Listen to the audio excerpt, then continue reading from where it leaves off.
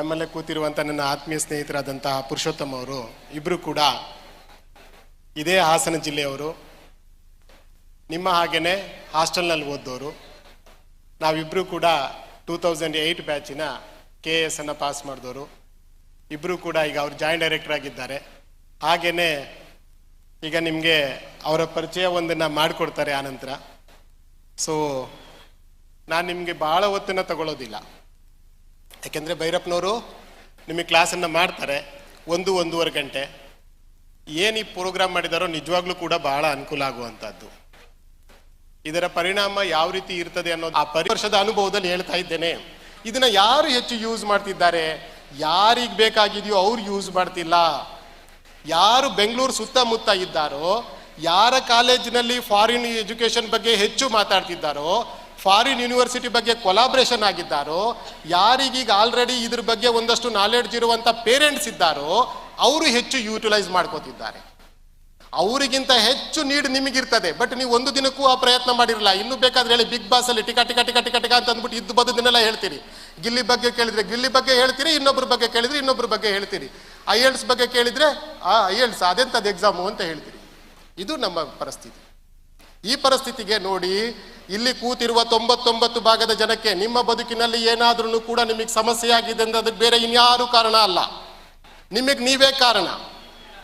ಯಾಕೆ ಅಂತಂದ್ರೆ ಇಲ್ಲಿ ಕೂತಿರೋರಲ್ಲಿ 90% ಜನಕ್ಕೆ ನಿಮ್ಗೆಲ್ರಿಗೂ ಗೊತ್ತಿದೆ, ನಾವೆಲ್ಲರೂ ಕೂಡ ಬದುಕೋದು ಕಾಲಲ್ಲಿರುವಂಥ ಶಕ್ತಿ, ತಲೆಯಲ್ಲಿರುವಂಥ ಮೆದುಳಿನಿಂದ. ಇದನ್ನ ನಾವು ಸರಿಯಾಗಿ ಬಳಸ್ಕೊಳ್ಳಿಲ್ಲ ಅಂತಂದ್ರೆ ನಿಮಗೆ ಮತ್ತೆ ಅವಕಾಶಗಳೆಲ್ಲಿಂದ ಸಿಗ್ತದೆ?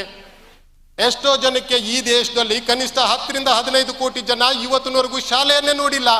ನೀವು ಡಿಗ್ರಿಗೆ ಬಂದು ಕೂತಿದ್ದೀರಿ. ಕನಿಷ್ಠ ಅಂತಂದ್ರೆ 1 ಕೋಟಿಗೂ ಹೆಚ್ಚು ಜನ ಡಿಸಬಲ್, ಅದನ್ನೇ ಡಿಸ್ಕಷನ್ ಮಾಡ್ತಿದ್ದು, ಕಣ್ಣೇ ಕಾಣಿಸೋದಿಲ್ಲ ಮಾರಾಯರೆ. ನಿಮಗೆ ದೇವರು ಓದ್ಲಿಕ್ಕೆ ಕಣ್ಣು ಕೊಟ್ಟಿದ್ದಾನೆ, ಮೂಗು ಕೊಟ್ಟಿದ್ದಾನೆ, ಬಾಯಿ ಕೊಟ್ಟಿದ್ದಾನೆ, ತಲೆ ಕೊಟ್ಟಿದ್ದಾನೆ, ಎಲ್ಲವನ್ನೂ ಕೊಟ್ಟಿದ್ದಾನೆ. ಇದಕ್ಕಿಂತ ಇನ್ನೇನು ಅವಕಾಶ ಕೊಡಬೇಕು? ಎಷ್ಟೋ ಜನಕ್ಕೆ ಕಿವಿ ಇಲ್ಲ, ಅವನಿಗೆ ಬಹಳ ಆಸೆ, ನನಗೆ ಕಿವಿ ಏನಾದ್ರು ಕೇಳಿಸ್ಬಿಟ್ಟಿದ್ರೆ ಹಿಂಗ್ ಕೇಳಿಸ್ಕೊಂಡು ಬರೀತಿರ್ಲಿಲ್ಲ ಅಂತ ಅಂದ್ಬಿಟ್ಟು ದೇವರು ನಿಮಗೆ ಕಿವಿ ಕೊಟ್ಟಿದ್ದಾನೆ. ಅವನಿಗೆ ಬರೆಯೋದು ಕೈನೇ ಇರೋದಿಲ್ಲ, ಒದ್ದಾಡ್ತಾ ಇರ್ತಾನೆ. ನಿಮಗೆ ದೇವರು ಕೈ ಕೊಟ್ಟಿದ್ದಾನೆ, ಅವನು ಅನ್ಕೋತಾನೆ ನನಗೇನಾದ್ರು ಕೈ ಕೊಟ್ಟಿದ್ರೆ ಹಿಂಗ್ ಕೆಲಸ ಮಾಡ್ತಿರ್ಲಿಲ್ಲ, ಹಿಂಗ್ ಬರೀತಿರ್ಲಿಲ್ಲ, ಹಿಂಗ್ ಓದ್ತಿರ್ಲಿಲ್ಲ ಅಂತ. ದೇವರು ನಿಮಗೆಲ್ಲವನ್ನೂ ಕೊಟ್ಟಿದ್ದಾನೆ. ಕಾಲಿಲ್ಲ ಮಾರಾಯರೆ, ಕೋಟ್ಯಾಂತರ ಜನಕ್ಕೆ ನಿಮಗೆ ಕಾಲು ಕೊಟ್ಟಿದ್ದಾನೆ. ಯಾವುದೋ ಒಂದು ಗಂಭೀರವಾದ ಸಮಸ್ಯೆಯಿಂದ, ರೋಗದಿಂದ ಬಳಲ್ತಿರುವಂಥ ಸಾವಿರಾರು ಕೋಟ್ಯಾಂತರ ಜನ ಇದ್ದಾರೆ. ಆ ಲೆಕ್ಕ ಹೋಲಿಸ್ಕೊಂಡ್ರೆ ನಿಮಗಂತ ಯಾವ ಸಮಸ್ಯೆನೂ ಇಲ್ಲ. ದೇವರು ನಿಮಗೆ ಎಲ್ಲವನ್ನ ಕೊಟ್ಟಿದ್ದಾನೆ. ನಿಮ್ಮ ಬದುಕನ್ನು ರೂಪಿಸ್ಕೊಳ್ಳಿಕ್ಕೆ ನಿಮ್ಮ ಕೈನಲ್ಲಿ ಕೊಟ್ಟಿದ್ದಾನೆ. ನೀವು ನಿಜವಾದ ಕೂಡ ನಿಮಗೇನಾದ್ರು ಆತ್ಮಸಾಕ್ಷಿ ಅಂತಿದ್ರೆ, ಮನಸ್ಸಾಕ್ಷಿ ಅಂತಿದ್ರೆ, ನಿಮ್ಮ ತಂದೆ ತಾಯಿ ಬಗ್ಗೆ ಏನಾದ್ರು ನಿಮಗೆ ಗೌರವ ಇದ್ರೆ, ನಾನು 4 ಜನರ ಮುಂದೆ ಗೌರವಿತವಾಗಿ ಬದುಕಬೇಕು ಅಂತಿದ್ರೆ ಮೊದಲು ನಿಮ್ಮನ್ನ ನೀವು ನಿಂತ್ಕೋಬೇಕು. ದೇವರು ನಿಮ್ಮ ಕೈನಲ್ಲಿ ನಿಮ್ಮ ಬದುಕಿನ ರೊಟ್ಟಿಯನ್ನು ಕೊಟ್ಟುಬಿಟ್ಟಿದ್ದಾನೆ. ತುಪ್ಪಕ್ಕೆ ಹಾಕೊಳ್ಳೋರು ತುಪ್ಪಕ್ಕೆ ಹಾಕತ್ತೀರಿ, ಸಗಣಿಗೆ ಹಾಕೊಳ್ಳೋರು ಸಗಣಿಗೆ ಹಾಕತ್ತೀರಿ. ಇದಕ್ಕಿಂತ ಇನ್ನೇನು ಇಲ್ಲ. ನೋಡಿ, ನಾವು ಪ್ರಾಮಾಣಿಕವಾಗಿ ಎಷ್ಟು ಪ್ರಯತ್ನ ಪಟ್ಟು ಅಷ್ಟೇ ಪ್ರತಿಫಲಗಳು. ಅದನ್ನು ಮೀರಿದಂತ ಒಂದೇ ಒಂದು ಗುಲ್ಗಂಜಿ ಬರ್ಲಿಕ್ಕೆ ಸಾಧ್ಯ ಇಲ್ಲ. ಗೊತ್ತಿದೆಯಾ? ರಾಗಿ ಬಿತ್ತಿದ್ರೆ ರಾಗಿ ಬರ್ತದೆ, ಕಡಲೆ ಬಿತ್ತಿದ್ರೆ ಕಡಲೆ ಬರ್ತದೆ. ರಾಗಿ ಬಿತ್ತುಬಿಟ್ಟು ಕಡಲೆ ಏನಾದ್ರು ಬರ್ಲಿಕ್ಕೆ ಸಾಧ್ಯ ಇದೆಯಾ? ಬಂದಿದ್ದ ಇತಿಹಾಸವೇ ಇಲ್ಲ. ಪ್ರಕೃತಿ ಧರ್ಮ ಯಾವತ್ತೂ ಕೂಡ ಮೋಸ ಮಾಡೋದಿಲ್ಲ. ಪ್ರಕೃತಿಯಲ್ಲಿ ದೇವರಿದ್ದಾನೋ ಇಲ್ಲವೋ ಗೊತ್ತಿಲ್ಲ, ಆದರೆ ಪ್ರಕೃತಿ ಮಾತ್ರ ಇದ್ದೇ ಇರ್ತದೆ. ನೀವೇನಾದ್ರೂ ಕೂಡ ನಿಮ್ಮ ಅಪ್ಪ ಅಮ್ಮದಿರಲ್ಲಿ ಗೊತ್ತಿದೆ ಎಲ್ಲರಿಗೂ ಕೂಡ, ಹೊಲ ಮನೆ ಕುರಿ ಕೋಳಿ ದನ ಅನ್ಕೊಂಡು ಬೆಳಗ್ಗೆ ಎದ್ದು ಓಡೋಗ್ತಾರೆ ಮಾರಾಯರೆ. ಅವ್ರಿಗೆ ಆಗ್ಲೇ 40-45 ವರ್ಷ. 45 ವರ್ಷ ಆದ್ಮೇಲೆ ಬೆನ್ನು ಮೂಳೆಗಳು ಕೆಲಸ ಮಾಡಕ್ ಹೋದ್ರೆ ಲರ್ರ ಅಂತವೆ, ಎದ್ದೊಳಕ್ಕಾಗೋದಿಲ್ಲ. ಆದ್ರೂ ಕೂಡ ನಿಮ್ಮ ಭವಿಷ್ಯವನ್ನು ನೆನಪಿಸ್ಕೊಂಡು, ನಿಮ್ಮನ್ನ ನೆನಪಿಸ್ಕೊಂಡು, ನನ್ನ ಮಗ ಏನೋ ಮಾಡ್ತಾಳೆ, ನನ್ನ ಮಗಳು ಏನೋ ಮಾಡ್ತಾಳೆ, ನನ್ನ ಮಗ ಏನೋ ದುಡಿತಾನೆ, ಅವನು ಬದುಕನ್ನ ಅದನ್ನ ಕಟ್ಕತಾನೆ, ಜೊತೆನಲ್ಲಿ ನನ್ನನ್ನು ಕೂಡ ಕೊನೆಗಾಲದಲ್ಲಿ ಕಾಪಾಡ್ತಾನೆ ಅಂತ ಅಂದ್ಬಿಟ್ಟು ಅವರಲ್ಲಿ ಇದು ಮಾಡ್ತಿದ್ದಾರೆ. ನೀವೇನಾದ್ರು ಇಲ್ಲಿ ಆರಾಮಾಗಿ ಮೊಬೈಲನ್ನು ತಿಳ್ಕೊಂಡು, ಫ್ಯಾನ್ ಆರಾಮಾಗಿ ತಿರ್ಕೊಂಡು, ಫ್ಯಾನ್ ಕೆಳಗಡೆ ಮಲ್ಕೊಂಡು, 3 ಹೊತ್ತು ಹಾಸ್ಟೆಲಲ್ಲಿ ಕೊಟ್ಟಿದ್ದು ಊಟ ಮಾಡ್ಕೊಬಿಟ್ಟು, ಆ ಕಡೆಗೆ ಈ ಕಡೆ ಏನಾದ್ರು ಮಾಡ್ಕೊಂಡು ಏನೋ ಫೇಲ್ ಆಗು, ಅಥವಾ 50% ತಕ್ಕೊಂಡು 60% ತಕ್ಕೊಂಡು ಯಾವುದು ಕೆಲಸ ಇಲ್ದಲೆ ಮನೆಗೆ ಹೋದ್ರಿ ಅನ್ಕೊಳ್ಳಿ, ಅವ್ರು ನಿಮ್ಮನ್ನು ಬೈಯೋದಿಲ್ಲ, ಹೊಡಿಯೋದಿಲ್ಲ. ಅಯ್ಯೋ ಭಗವಂತ ದೇವ್ರೇ ಅಂತ ಹೇಳಿ ಒಂದೇ ಒಂದು ಸರಿ ಏನಾರು ಅವರು ಉಸಿರು ಹಿಡಿದುಬಿಟ್ಟು ಕಣ್ಣೀರು ಹಾಕಿದ್ರು ಅಂತಂದ್ರೆ ಆ ಉಸಿರಿನ ಶಾಪ ನಿಮಗೆ ಕೊನೆಯ ಸಾಯುವವರೆಗೂ ಕಾಡಿಸುತ್ತೆ. ಯಾರನ್ನು ಬಿಡೋದಿಲ್ಲ. ನಿಮ್ಮ ಕೊನೆಯ ಕ್ಷಣದವರೆಗೂ ನಿಮ್ಮನ್ನ ಬದುಕನ್ನ ನರಕ ತೋರಿಸ್ಬಿಡ್ತದೆ. ಬದುಕು ಅಂತಂದ್ರೆ ಹೇಗಿರ್ತದೆ ಗೊತ್ತೇನ್ರಿ? ದೂರದ ಬೆಟ್ಟ ಇದ್ದ ಹಾಗೆ. ದೂರದ ಬೆಟ್ಟ ನಿಂತ್ಕೊಂಡು ನೋಡಿ, ಬಹಳ ಚೆನ್ನಾಗಿ ಕಾಣ್ತದೆ, ಎಲ್ಲ ಹಸಿರ ಕಾಣ್ತದೆ, ನೋಡೋದಕ್ಕೆ ಬಹಳ ಬ್ಯೂಟಿಫುಲ್ ಆಗಿರ್ತದೆ. ಹತ್ರಕ್ಕೆ ಹೋಗಿ ನೋಡಿ, ಆಗ ಗೊತ್ತಾಗ್ತದೆ ದೊಡ್ಡ ದೊಡ್ಡ ಗಟಾರಗಳು, ಮುಳ್ಳುಗಳು, ಕಲ್ಲುಗಳು. ಬದುಕೆ ಹಾಗೆ. ಭಗವಂತ ಯಾಕಾರು ಹುಟ್ಟಿಸ್ಬಿಟ್ಟೆ, ಭಗವಂತ ನನ್ನನ್ನು ಸಾಯಿಸ್ಬಿಡ್ಬಾರ್ದ, ಭೂಮಿ ಬಾಯಿ ಬಿಟ್ಬಿಡ್ಲಿ ಅಂತ ಅನ್ಸುತ್ತೆ. ಬಾಯಿ ಬಿಡೋದಿಲ್ಲ ಭೂಮಿ, ಯಾಕಂದ್ರೆ ನೀನು ಮಾಡಿದ್ಯ ಕರ್ಮವನ್ನ ಅನುಭವಿಸು ಅಂತ ಹೇಳಿ. ನಮಗೆ ಬೇರೆ ಎಲ್ಲದನ್ನು ಬಿಡ್ಬೋದು, ಆದರೆ ಕರ್ಮ ಯಾವತ್ತೂ ಕೂಡ ನಮ್ಮನ್ನು ಜಾಡಿಸ್ತಲೇ ಬಿಡೋದಿಲ್ಲ. ಸತ್ತು ಬಿಡಬೇಕು ಅಂತ ಅಂದ್ಬಿಟ್ಟು ಮೇಲ್ಗಡೆ ನೋಡ್ತಿದ್ದು ಧೈರ್ಯ ಇರೋದಿಲ್ಲ. ಯಾಕೆಂದ್ರೆ ನಿಮಗೆ ಧೈರ್ಯ ಇದ್ದಿದ್ರೆ ಇಲ್ಲೇ ಓದ್ತಿದ್ರಿ. ದೇವರು ನಿಮ್ಮ ಕೈನಲ್ಲಿ ನಿಮ್ಮ ಬದುಕಿನ ರೊಟ್ಟಿಯನ್ನು ಎಲ್ಲವನ್ನ ಕೊಟ್ಟಿದ್ದಾನೆ. ನೀನು ಓದು, ಬರೀ, ನಿನಗೇನು ಬೇಕೋ ಅದನ್ನ ಆಗ್ಬೋದು. ನೀವು ಈಗ DC ಮೇಡಮ್ ನಿಂತಿದ್ರಲ್ಲ, ಅಂತ DC ನೀವು ಆಗ್ಬೋದಿತ್ತು. ಬೇರೆ ಯಾರು ಬೇಡ, ಇಲ್ಲಿ ಕೂತಿರೋರ್ನೇ ತಗೊಳ್ಳಿ. ಭೈರವ್ ಸಾರು ಕೂಡ ಅಷ್ಟೇ, ಲೋಯರ್ ಮಿಡ್ಲ್ ಕ್ಲಾಸ್ ಇಂದಾನೇ ಬಂದಂತವ್ರು.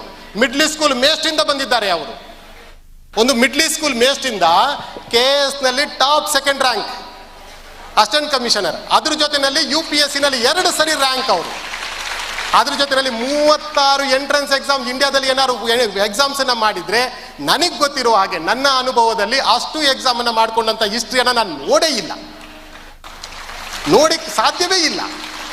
ಹಾಗಾಗಿರೋದ್ರಿಂದ ನೀವು ಬೇರೆ ಯಾರನ್ನು ಎಕ್ಸಾಂಪಲ್ ತಗೋಬೇಕಾಗಿಲ್ಲ, ಅವರು ಇವ್ರನ್ನ ಎಕ್ಸಾಂಪಲ್ ತಗೊಂಡು ಓಡಾಡಬೇಕಾಗಿಲ್ಲ. ಎಲ್ಲೋ ಹಾಫ್ಕಿನ್ಸು, ಎಲ್ಲೋ ಇರುವಂತಹ ಐನ್ಸ್ಟೀನು, ಎಲ್ಲೋ ಇರುವಂತವ್ರನ್ನ ತಗೋಬೇಡಿ. ನಿಮ್ಮ ಕಣ್ಣು ಮುಂದೆ ಇರೋರ್ನ ತಗೊಳ್ಳಿ ಮಾರಾಯರೇ. ನಿಮ್ಮ ಹಾಗೆ ಕೂತಂತವ್ರು ನಾವು ಇವತ್ತಿಲ್ಲಿ ನಿಂತಿದ್ದೇವೆ, ನಿಂತ್ಕೊಳ್ಳೋದಕ್ಕೆ ಒಂದೇ ಒಂದು ಕಾರಣ, ನಮ್ಮ ಹಾಗೇನೆ ನಮ್ಮ ಬ್ಯಾಚ್ ಅಲ್ಲಿ 100 200 ಜನ ನಮ್ಮ ಹಾಸ್ಟೆಲ್ ಇದ್ದು, ನನಗಾಗಿರ್ಬೋದು, ಪುರುಷೋತ್ತಮ್ಗಾಗಿರ್ಬೋದು, ಇವತ್ತು ಕೂಡ ನಮಗೆ ಫೋನ್ ಮಾಡ್ತಾ ಇರ್ತಾರೆ, ಲೋ ಮಗ ಒಂದು 5,000 ಕಳಿಸ್ಲಾ, ಮಗಳಿಗೆ ಹುಷಾರಿಲ್ಲ ಅಂತ ಹೇಳಿ. ಏನೂ ಮಾಡೋಕ್ಕಾಗೋದಿಲ್ಲ. ನಮ್ಮ ಹಾಗೇನೆ ಅವ್ರ ತಂದೆ ತಾಯಿನೂ ಕೂಡ ಅವನಿಗೆ ಪ್ಯಾಂಟು, ಶರ್ಟು, ಬೆಣ್ಣೆ, ಬಟ್ಟೆ ಎಲ್ಲವನ್ನ ಕೊಟ್ಟಿದ್ರು. ನಮ್ಮ ಹಾಗೇನೆ ಹಾಸ್ಟೆಲಲ್ಲಿ ಅವಕಾಶ ಕೊಟ್ಟಿದ್ರು. ನಾವು ಓದ್ತಾ ಇದ್ವಿ, ಅವರು ಓದಲಿಲ್ಲ. ಓದ್ದಲ್ಲೇ ಆರಾಮಾಗಿ ಸಿನಿಮಾ ನೋಡಿಕೊಂಡು, ಮೊಬೈಲ್ ನೋಡಿಕೊಂಡು, ಆರಾಮಾಗಿ ಅಡ್ಡಾಡ್ಕೊಂಡು ತಿರುಗಾಡ್ಕೊಂಡಿದ್ರು. ಇವತ್ತು ಅದರ ನರಕವನ್ನು ಈಗ ಅನುಭವಿಸ್ತಾ ಇರ್ತಾರೆ. ಆದರೂ ನಾವು ಅವ್ರನ್ನ ಏನು ಅನ್ನೋದಿಲ್ಲ.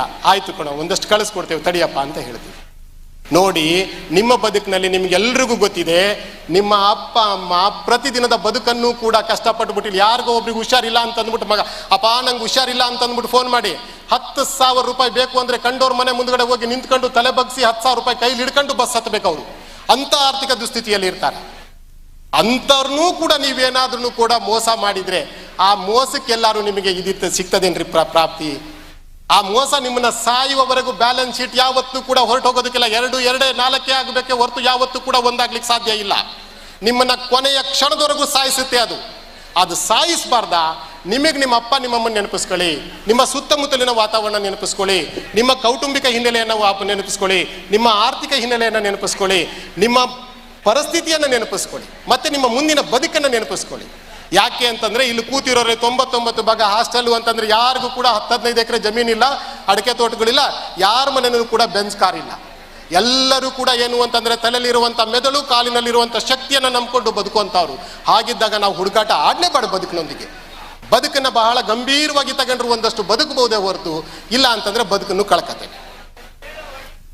ಹಾಗಾಗಿರೋದ್ರಿಂದ ನಿಮಗೆ ಫಾರಿನ್ ಎಂಟ್ರೆನ್ಸ್ ಎಕ್ಸಾಮ್ಸ್ ಹೇಳ್ತಿದ್ದೆ, ಅದನ್ನ ಹೇಳ್ತಾ ಈ ನಡುವೆ ಬಂದೆ. ಫಾರಿನ್ ಎಂಟ್ರೆನ್ಸ್ ಎಕ್ಸಾಮ್ ನೋಡಿ, IELTS ಅನ್ನುವಂಥದ್ದು ಇಲ್ಲಿ ಕೂತಿರೋರು ಎಲ್ಲರೂ ಕೂಡ ಪಾಸ್ ಮಾಡ್ಬೋದು. ನಿಮಗೆ ಏನು ಬೇಕು? ಬೇಸಿಕ್ ಇಂಗ್ಲಿಷ್ ಬೇಕು. ಹಾಗಂತ ಹೇಳಿ ಬೇಸಿಕ್ ಇಂಗ್ಲಿಷ್ ಇಲ್ದಲ್ಲ ಎಲ್ಲಿಗೆ ಹೋಗಿ ನೀವು ಬದುಕಲಿಕ್ಕೆ ಉಂಟು? ನಿಮಗೆ ಹೇಳ್ತಾ ಇದ್ದೆ ನಾನು ಆಗ್ಲೇ, 28% ಎಲ್ಲಿಗೆ ಹೋಗ್ತಾರೆ? ಹೈಯರ್ ಎಜುಕೇಶನ್ಗೆ ಹೋಗ್ತಾರೆ. ಓನ್ಲಿ 5 to 8% ಎಲ್ಲಿಗೆ ಹೋಗ್ತಾರೆ ಅಂತಂದ್ರೆ ಕಾಂಪಿಟೇಟಿವ್ ಎಕ್ಸಾಮ್ಸಿಗೆ ಬರ್ತಾರೆ. ರಿಮೈನಿಂಗ್ ಎಲ್ಲಿಗೆ ಹೋಗ್ತಾರೆ ಅಂದ್ರೆ 55 to 65% ಜನ ಪ್ರೈವೇಟ್ ಮಾರ್ಕೆಟಿಗೆ ಹೋಗ್ತಾರೆ. ಪ್ರೈವೇಟ್ ಮಾರ್ಕೆಟಲ್ಲಿ ಇವತ್ತು ಬೆಂಗಳೂರು ಓಷನ್. ಹಾಗಾದ್ರೆ ನಿಮ್ಮನ್ನು ಕರ್ಕೊಬಿಡ್ತಾನ? ನೀವು ಎಲ್ಲಿಗೆ ಹೋಗಿ ಇದ್ರ ಮುಂದ್ಗಡೆ ಕಟಿಂಗ್ ಶಾಪ್ ಮುಂದ್ಗಡೆನು ಅವನು ಕೂಡ ಏನಂತಂದ್ರೆ, ಆಯ್ತು ಸಿಸ್ಟಮ್ ವರ್ಕ್ ಕೊಡ್ತೇನೆ, ಸಿಸ್ಟಮ್ ಬರ್ತದ ಅಂತ ಕೇಳ್ತಾರೆ. ಅಂದ್ರೆ ನಿಮಗೇನು ಬೇಕು? ಒಂದು ಒಳ್ಳೆ ಕಮ್ಯುನಿಕೇಶನ್ ಇಂಗ್ಲಿಷ್, ಅದ್ರ ಜೊತೆನಲ್ಲಿ ಒಂದಷ್ಟು ಕಂಪ್ಯೂಟರ್ ನಾಲೆಡ್ಜ್. ಇವೆರಡು ಇದ್ರೆ ನೀವು ಕನಿಷ್ಠ ಏನು ಮಾಡಿಲ್ಲ ಅಂದ್ರಲ್ಲ ಒಂದು 25,000 to 30,000 ರೂಪಾಯಿನ ಉದ್ಯೋಗ ಸಿಗುತ್ತೆ. ಆ ಉದ್ಯೋಗ ಬೇಕು ಅಂತಂದ್ರೆ ನೀವೆಲ್ಲರೂ ಕೂಡ ಕಂಪಲ್ಸರಿಯಾಗಿ ಇಂಗ್ಲಿಷನ್ನ ಕಲಿಬೇಕು. ಹಾಗಾದ್ರೆ ಇಂಗ್ಲಿಷ್ ಏನು ದೊಡ್ಡ ಲ್ಯಾಂಗ್ವೇಜಾ? ನಿಮ್ಗೆ ಅದನ್ನ ಭೈರವ್ ಸರ್ ಅವರು ಎಕ್ಸ್ಪ್ಲೈನ್ ಮಾಡ್ತಾರೆ. ಯಾವ ದೊಡ್ಡ ಲ್ಯಾಂಗ್ವೇಜ್ ಅಲ್ಲ ಮಾರಾಯರೇ. ಈಗ ಎಷ್ಟು ಬ್ಯೂಟಿಫುಲ್ ಆಗಿ ಪ್ಲಾಟ್ಫಾರ್ಮ್ ಇದೆ ಅಂತಂದ್ರೆ, ನಿಮಗೆ ಕೇಳಿಸ್ಕೊಳ್ಳಿಕ್ಕೆ ಆಡಿಯೋಸ್ ಬಂದಿದ್ದಾವೆ. ಎರಡನೇದು, ಕೆಲವೊಂದು ಪ್ಲಾಟ್ಫಾರ್ಮ್ಗಳು ಎಷ್ಟು ಚೆನ್ನಾಗಿದೆ ಅಂದ್ರೆ ಇಂಗ್ಲೀಷಲ್ಲಿ ಹೇಗೆ ಕಲಿಯೋದಿಲ್ಲ ಲ್ಯಾಂಗ್ವೇಜನ್ನ. ನಾನು ಮಾತಾಡಬೇಕಾದ್ರೆ ಎಲ್ಲರೂ ತಪ್ಪು ಮಾತಾಡ್ತೀನೇನೋ ಅನ್ನೋ ಹೆಸಿಟೇಷನ್ ಇಂದ ನಾವು ಮಾತಾಡೋದಿಲ್ಲ. ಅದಕ್ಕೆ ಪ್ಲಾಟ್ಫಾರ್ಮ್ಗಳು ಬಂದಿದ್ದಾವೆ. 500 ರೂಪಾಯಿ ಆ ಪ್ಲಾಟ್ಫಾರ್ಮ್ ಅಲ್ಲಿ ನೀವು ಇದು ಮಾಡಿಬಿಟ್ರೆ, ಲಾಗಿನ್ ಆದ್ರೆ 1 ತಿಂಗಳ ಕಾಲ ನಿಮ್ಮ ಎದುರುಗಡೆ ಇರೋರ ಜೊತೆ ನೀವು ಡೈಲಿ ಕಮ್ಯುನಿಕೇಶನ್ ಮಾಡ್ಬೋದು. ಎಷ್ಟು ಗಂಟೆ ಬೇಕಾದ್ರೂ ಮಾತಾಡ್ತಾ ಹೋದ ಹಾಗೆ ಅದು ತನ್ನಿಚ್ಚಿಗೆ ತಾನು ನಿಮಗೆ ಗೊತ್ತಿಲ್ಲದೆಲ್ಲ ಇರೋ ಹಾಗೆ ಲ್ಯಾಂಗ್ವೇಜ್ ಬಂದ್ಬಿಡ್ತದೆ. ನೋಡಿ, ಯಾವುದೇ ವಿದ್ಯೆ ಆಗಿರ್ಬೋದು, ಕಲಿಯೋವರೆಗೆ ಮಾತ್ರ ಬ್ರಹ್ಮವಿದ್ಯೆ, ಕಲ್ತ ಮೇಲೆ ಅದು ಕೋತಿ ವಿದ್ಯೆ. ಅದು ಇಂಗ್ಲಿಷ್ ಆಗಿರ್ಬೋದು, ಫ್ರೆಂಚ್ ಲ್ಯಾಂಗ್ವೇಜ್ ಆಗಿರ್ಬೋದು, ಜರ್ಮನಿ ಲ್ಯಾಂಗ್ವೇಜ್ ಆಗಿರ್ಬೋದು. ಕೆಲವೊಂದು ನಿಮಗೆ ಗೊತ್ತಿರ್ಬೋದು, ಜಪಾನ್ ಮತ್ತು ಫ್ರೆಂಚ್ ಕಂಟ್ರೀಸಲ್ಲಿ, ಫ್ರೆಂಚು ಮತ್ತು ಇಟಲಿನಲ್ಲಿ ಆ ಟ್ರೆಡಿಷನ್ ಲ್ಯಾಂಗ್ವೇಜ್, ಅವ್ರ ಲೋಕಲ್ ಲ್ಯಾಂಗ್ವೇಜನ್ನು ಕಲ್ತ್ಕೊಂಡೇ ಹೋಗಬೇಕು. 3 months ಅಲ್ಲಿ ಬ್ಯೂಟಿಫುಲ್ ಆಗಿ ಕಲ್ತಿದ್ದಾರ್ರಿ. ಕೊರಿಯನ್ ಲ್ಯಾಂಗ್ವೇಜ್ ಕಲಿಯೋದಕ್ಕೆ ಬಹಳ ಡಿಫಿಕಲ್ಟ್ ಲ್ಯಾಂಗ್ವೇಜ್ ಅದು. ಆ ಕೊರಿಯನ್ ಲ್ಯಾಂಗ್ವೇಜ್ ಕೂಡ ಕಲ್ತ್ಕೊಂಡು ಹೋಗಿದ್ದಾರೆ 3 months ಅಲ್ಲಿ. ಅಂದ್ರೆ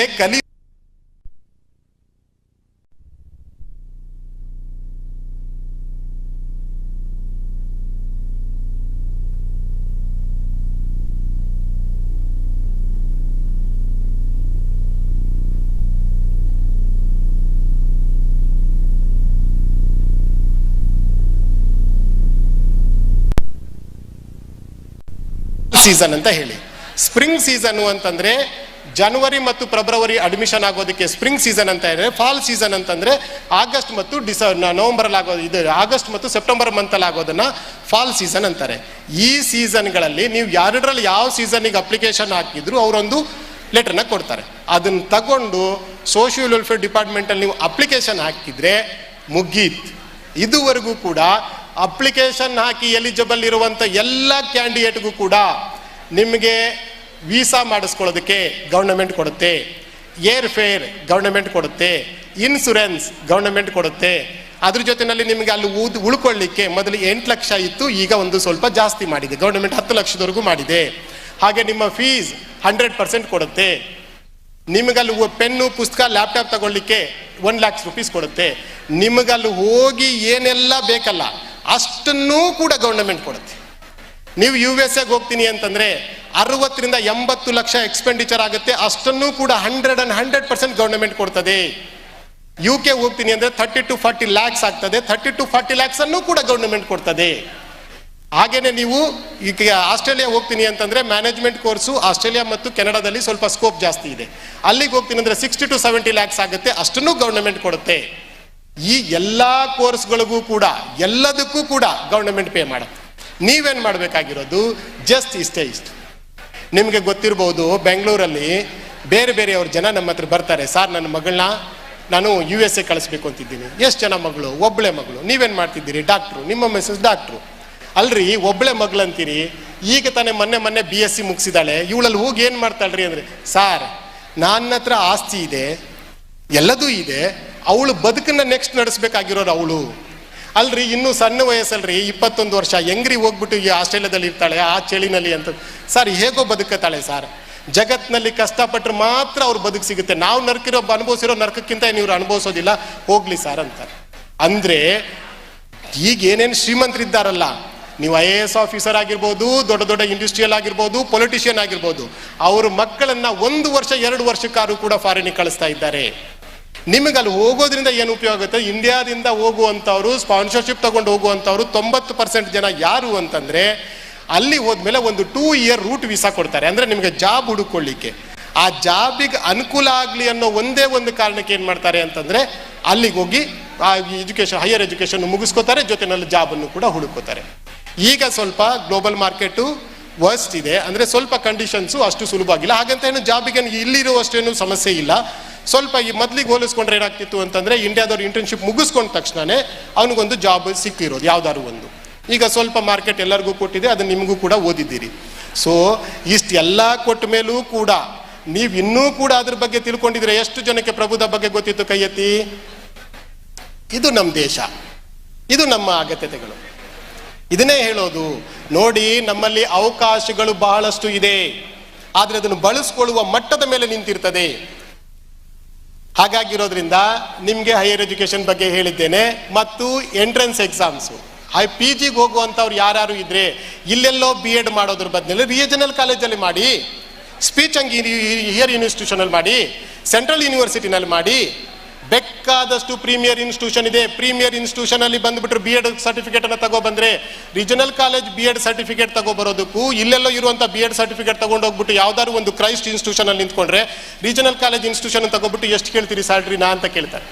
ನಿಮ್ದನ್ನ ಎಲ್ಲಿ ಓದಿದಿರಿ, ಏನು ಓದಿದಿರಿ, ಒಂದ್ಸರಿ ಟೀಚಿಂಗ್ ಇದು ಕೊಡಿ, ಕ್ಲಾಸ್ ಕೊಡಿ ಅಂತ ಕೇಳ್ತಾರೆ. ಇದು ಇರುವಂತ ವ್ಯತ್ಯಾಸ. ಎಲ್ಲ ಸೇರಿಸ್ಕೊಂಡು ಗವರ್ನಮೆಂಟ್ ಪ್ರೀಮಿಯರ್ ಇನ್ಸ್ಟಿಟ್ಯೂಷನ್ಸ್ಗೆ 47 ಎಂಟ್ರೆನ್ಸ್ ಎಕ್ಸಾಮ್ಸ್ ಇದೆ. 47 entrance exams BA, BSc, BCom ಆದ್ಮೇಲೆ ಈ ಎಂಟ್ರೆನ್ಸ್ ಎಕ್ಸಾಮ್ಸ್ಗಳನ್ನ ಬರ್ಕೊಂಡ್ರೆ ನಿಮಗೆ ಪ್ರೀಮಿಯರ್ ಇನ್ಸ್ಟಿಟ್ಯೂಷನ್ ಸಿಗ್ತದೆ. ನೀವು ಕೂಡ ನೆಕ್ಸ್ಟ್ ಅಲ್ಲಿಂದ ಮಾರ್ಕೆಟಿಗೆ ಬಂದ್ರಿ ಅಂತಂದ್ರೆ ನಿಮ್ಗೊಂದಷ್ಟು ಉದ್ಯೋಗ ಸಿಗ್ತದೆ. ಇಲ್ಲ ಅಂತಂದ್ರೆ 10-15 ಸಾವಿರದ್ದು ಆ ಕಡೆ ಈ ಕಡೆ ಕೆಳಗಡೆ ಹೊಲ್ದ್ರೆ ಮೇಲ್ಗಡೆ ಹರ್ಕತಿತೆ, ಮೇಲ್ಗಡೆ ಹೊಲ್ದ್ರೆ ಕೆಳಗಡೆ ಹರ್ಕತಿತೆ. ಇಂಥ ಬದುಕು, ನರಕದ ಬದುಕನ್ನು ಅನುಭವಿಸ್ಬೇಕಾಗತ್ತೆ.